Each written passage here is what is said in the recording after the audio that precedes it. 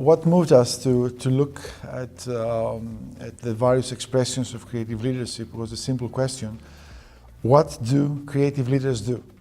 It's a simple question, but it is an important question. So we went back and we reviewed the literature from 1957 all the way to 2014. And what we found is that there are different views. Creative leaders lead other people towards accomplishing a creative outcome. Everybody agree on that, it's very obvious.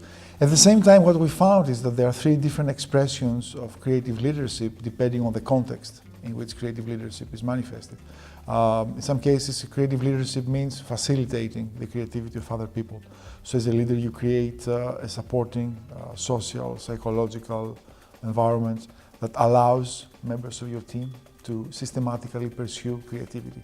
In a second sense, we found that creative leadership means that you are the master creator as a leader, and it is the leader's creative vision that a leader must communicate to other people in order to inspire them, to assist the leader in the implementation, in the materialization of this vision.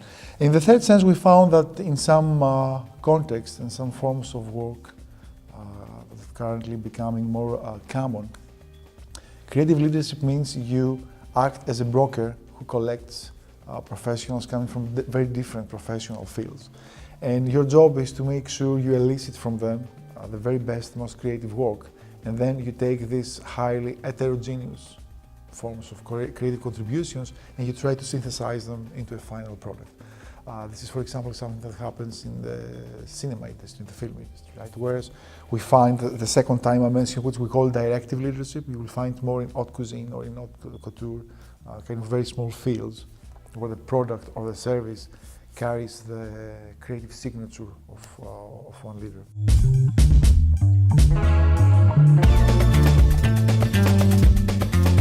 I think what we found the single most important trend is creative leadership itself.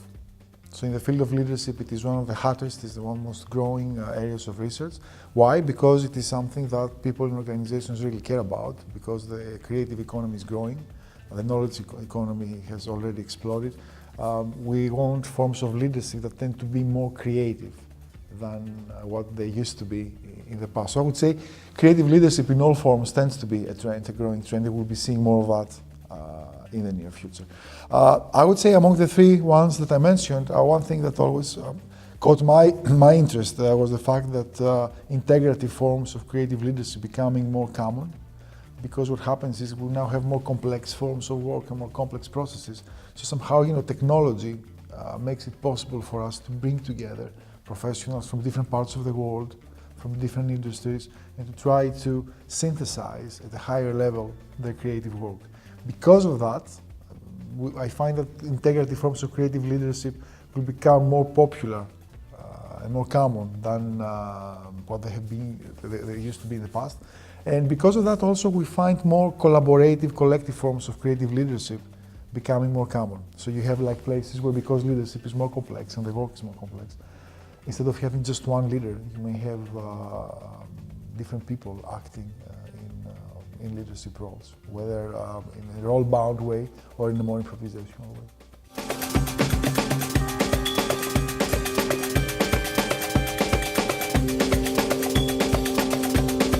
I like the opera as an opera goer, but besides that, it's highly complex. What attracted us to study the opera, among other contexts I have studied, is that it's very highly complex in leadership terms. So in opera, you don't have one leader at the top. You have two assigned artistic leaders, the conductor and the director. It makes it much more complex if you compare it, for example, to the theater, where you usually have one director, or a symphony orchestra, where you have one conductor. At the opera, you start having two different leaders who lead different modules. It's very modular. You have anywhere from 6 to 12 modules, and you try to bring all these people together. So it's very complex. And also because it takes place in an environment of time pressure and scarce resources, tends to be very, very intense. So I think it's a great context to study creative leadership. It's highly complex, so we can learn many things by studying creative leadership in the opera.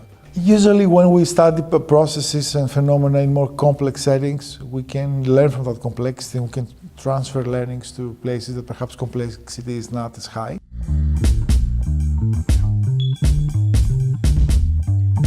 I've worked all my life at the graduate level in graduate business schools. I think you bring together people who have already had some exposure in creative economy, and you create a fantastic dynamic because you have people like the class you have here at the Berlin School of Creative Leadership. They come from all over the world, from different industries.